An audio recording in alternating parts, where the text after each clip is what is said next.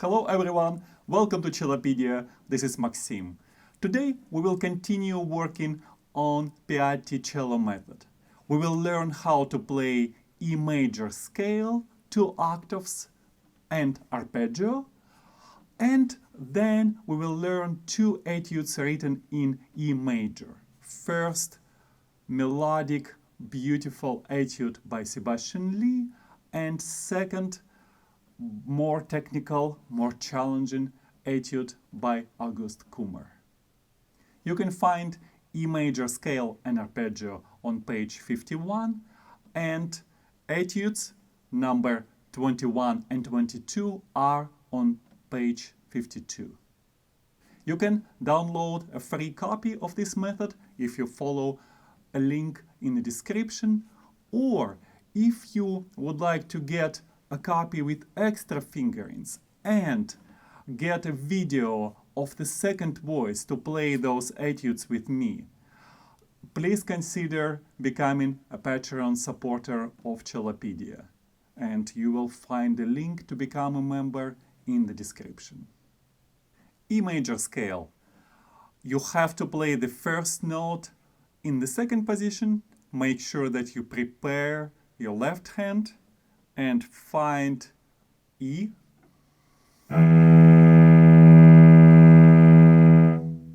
Then right away you have to make an extension with the second finger to reach F sharp. It is always a good idea to make sure that when you play all first 3 notes in the same position, you prepare your extension right away. You don't play the first note like this and then make an extension. Rather, it might be way more efficient to make an extension right away. So even when you play E, your F sharp second finger will be in proper position. And that will apply to other extensions too. Let me show how that works.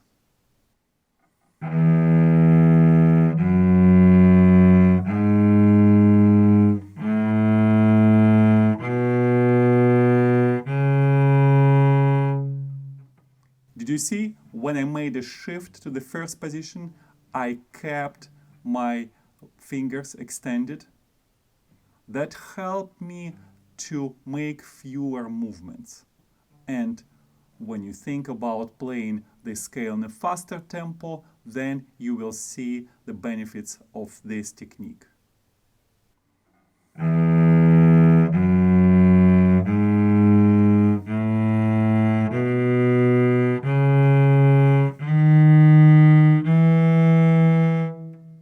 Now, when I moved to the half position, I don't need extension anymore. So right away, after I'm done with extended position, I made a shift and my fingers are close together again.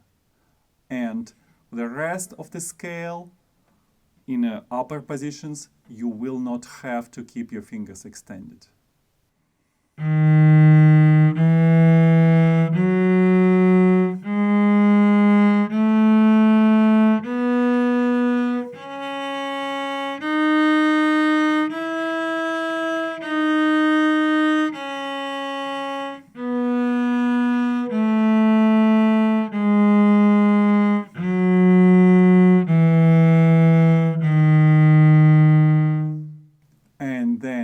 When you return to the G string, you will have to make a shift and make an extension.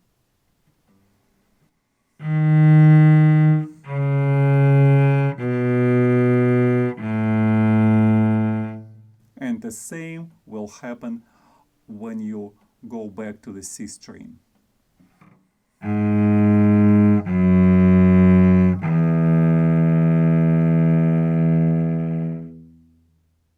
Now, let's play this scale together without stopping in tempo quarter note 60.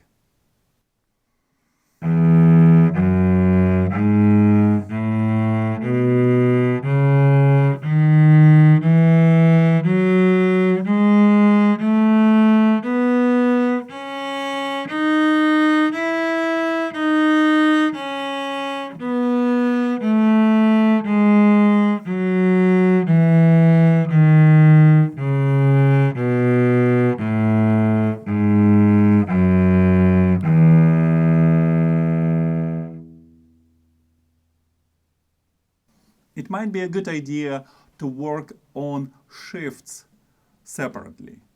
If you notice that you have problems with precision of intonation when you make some of shifts here, then make sure that you just work on this problem.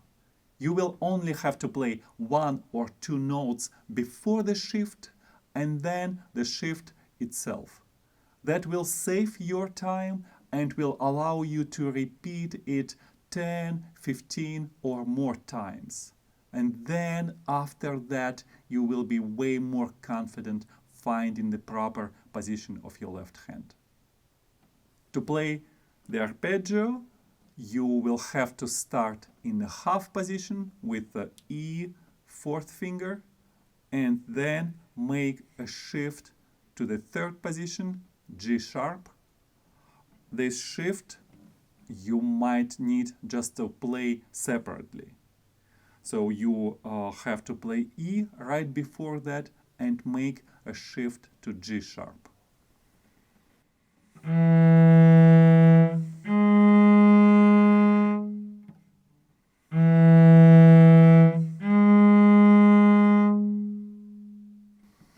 It might be a good idea to make this shift with a slide so you can hear when your first finger is approaching the proper spot.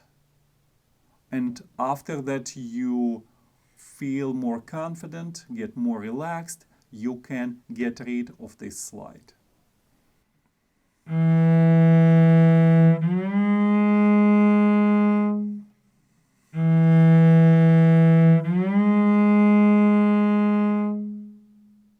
Say I did it 10 or 15 times and then I would try to make this shift faster.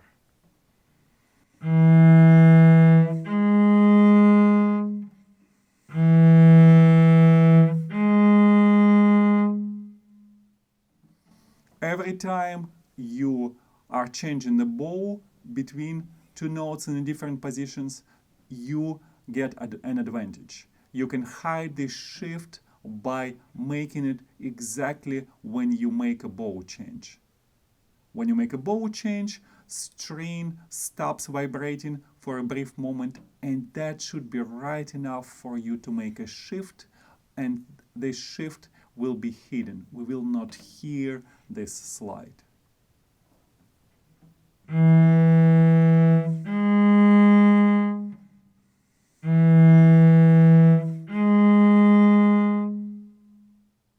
And now let's play this arpeggio. The same tempo, quarter note 60.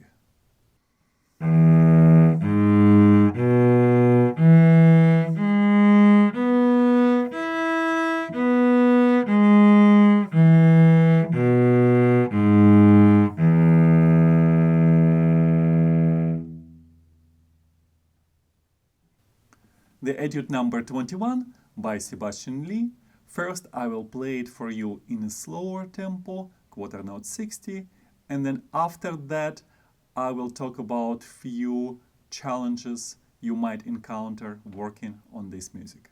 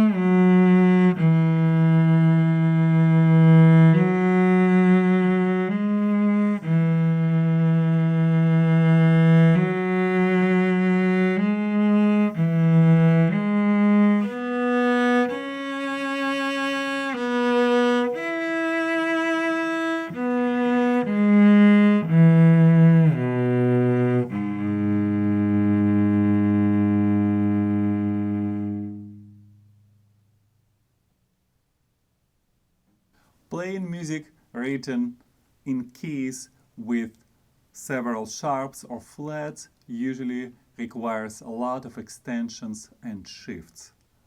And sometimes you have to make those shifts at the same time with the string crossing or even going over two strings. And a good example is in the second measure of the second line, when you have to go from A string to G string. Make sure that you make this shift exactly when you are moving the bow from A to G string.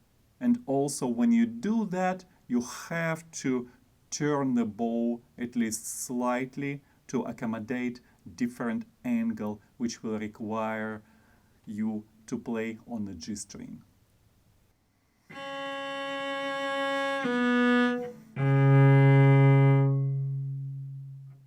I would repeat those three notes number of times, and I will try to achieve synchronization between the shift and moving from A string to G string, and your wrist has to be turned at the same time.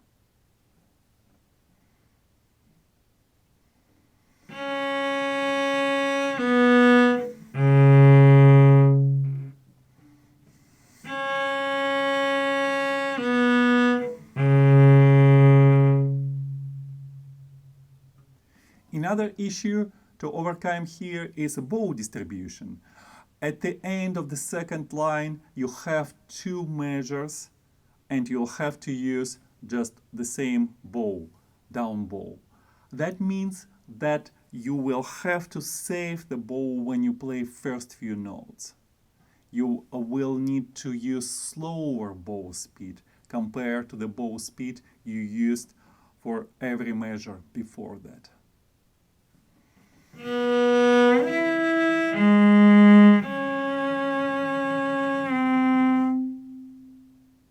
If you forget about this, you might end up in a situation like this.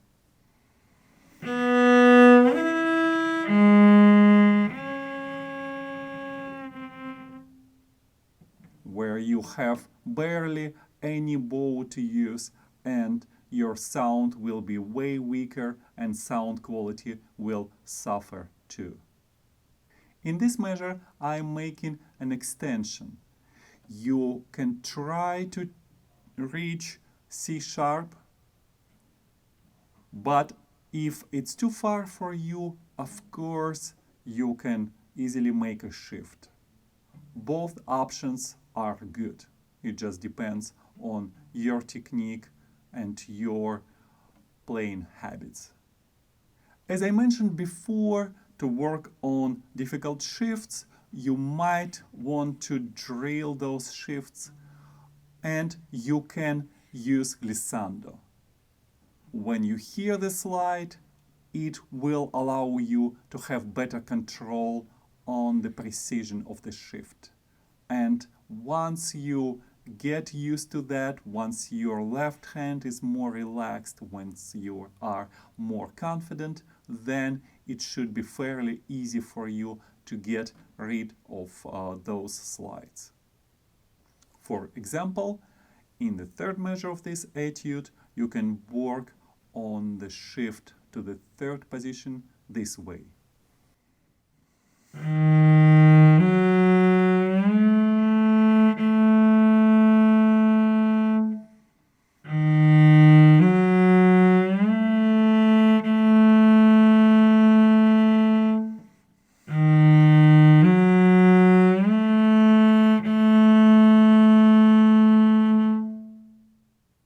And then, little by little, you will increase the speed of the shift and you will make it to sound this way.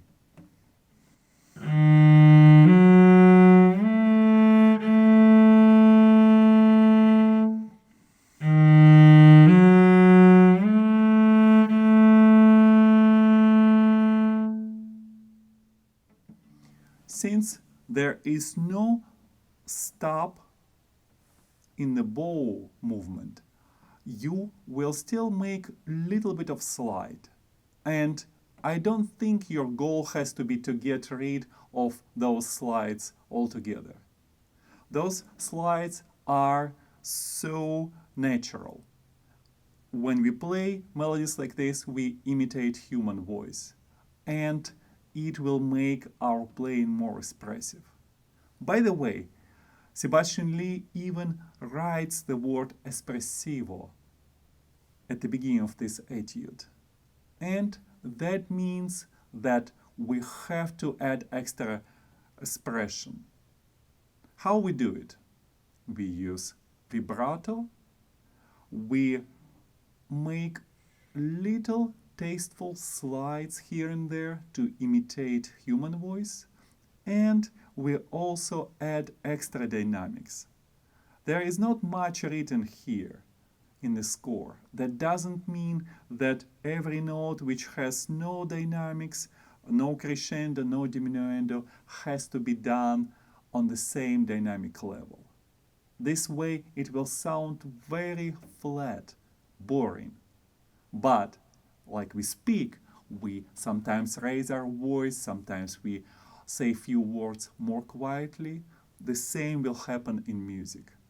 And you can start with phrasing every 2 measures.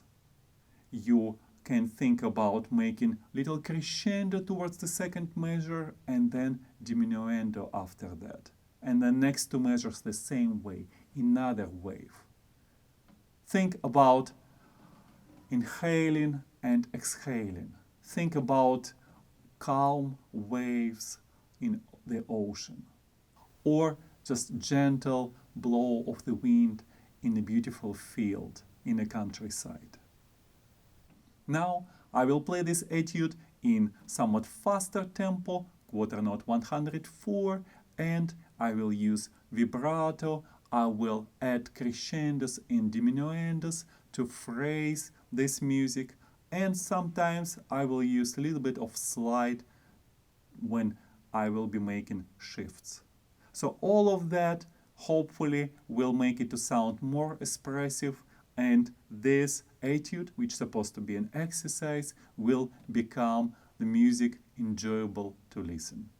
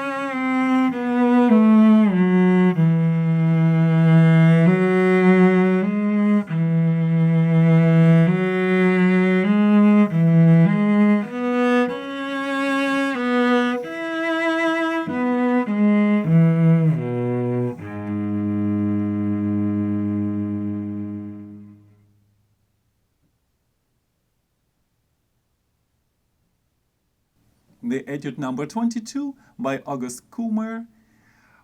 First, we will study this etude playing detache.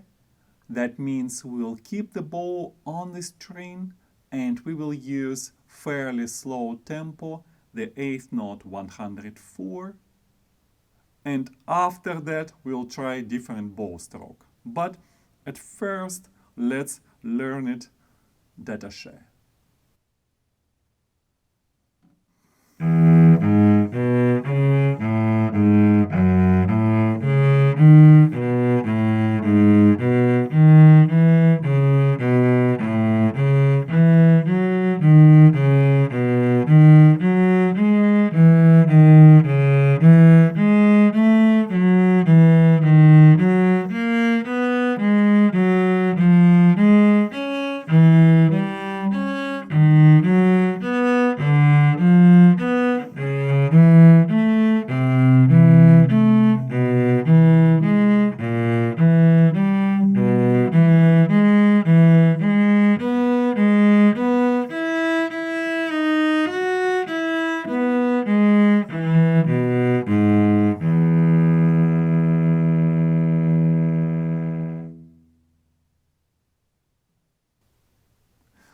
best way to figure out how to play this etude is to break it down and work measure by measure.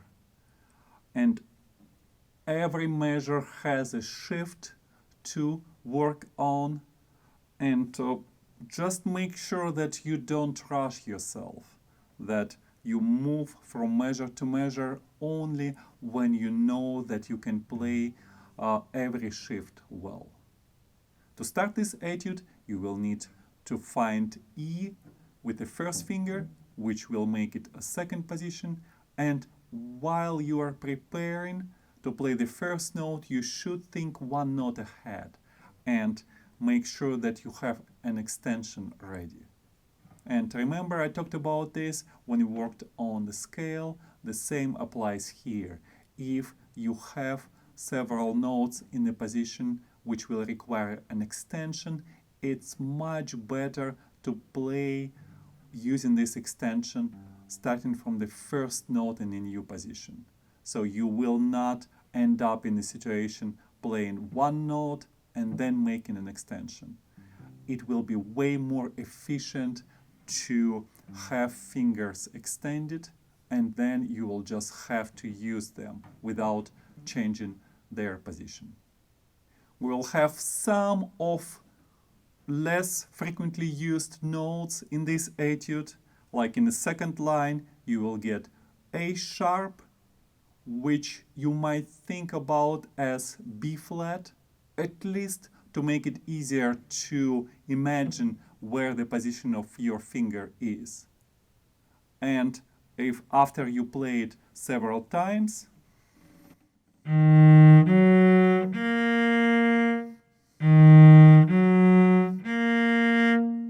try to think about this note the way it's written, A sharp. And the same way, the following measure, you have E sharp, and at first it might be useful to think about this note as F natural, which will make the same sound, but after you play it several times and you get used to the finger position,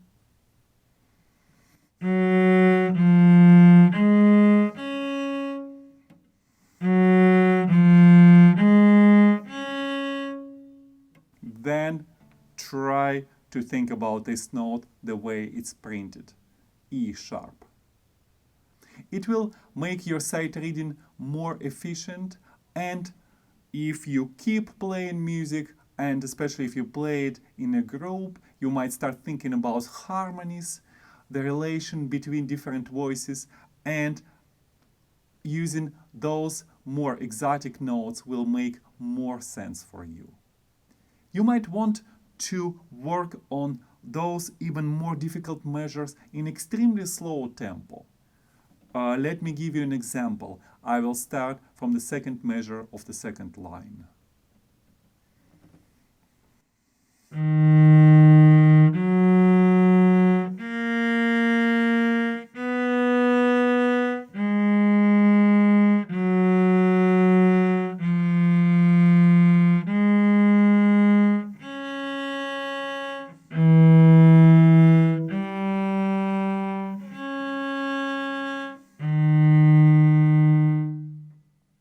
And so on. Again, it's extremely important for you to get it right, rather than achieve a certain speed without really being able to relax and enjoy it, knowing that you have all confidence to play it well. After you learn to play it detache in tempo 8th note 104, you might want to challenge yourself playing in a faster tempo. And once you start doing it, you will notice that your bow will want to bounce off the string. And that's a good thing. This way, we will practice to play this etude spiccato. When you use very little amount of the bow, you play it with more energy, and you will allow the bow to bounce off the string. It is extremely important to pay attention to your bow hold, so you are not holding the bow too deep this way, but rather using the energy of your fingers. So proper bow hold is extremely important when you play spiccato. I will play it for you in tempo dotted quarter note 72. So you will have to play 3/8 notes, fitting them in one beat, which will be the dotted quarter note.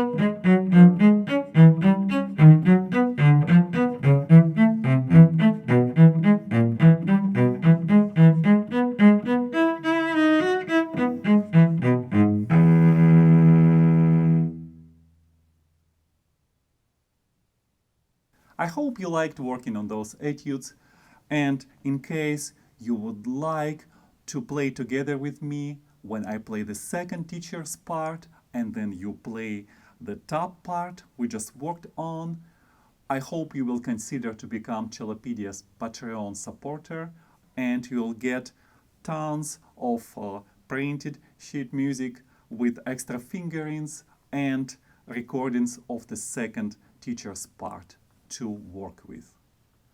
There are also links for my Udemy courses with a special discount for the Cellopedia audiences. You might consider enrolling in those courses too.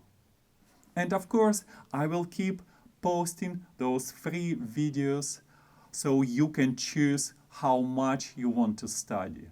And I will be so happy to share with you what I can do working on this and other methods, and once in a while I'll be playing wonderful pieces of music for you to inspire you to learn new cello music. Stay tuned, come back to Cellopedia and keep playing cello. I wish you all the best.